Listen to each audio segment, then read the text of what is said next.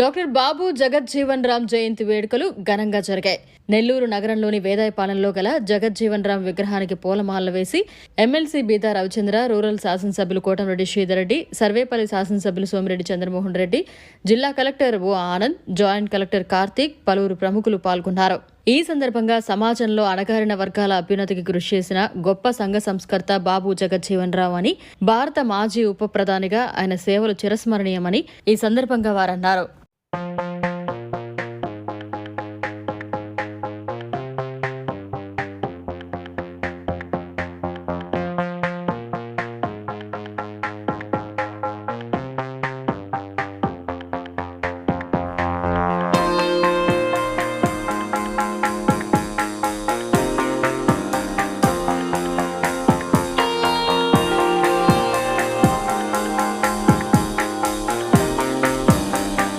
మరిన్ని అప్డేట్స్ కోసం మన HN9 టీవీ ఛానల్ ని సబ్స్క్రైబ్ చేసుకోండి.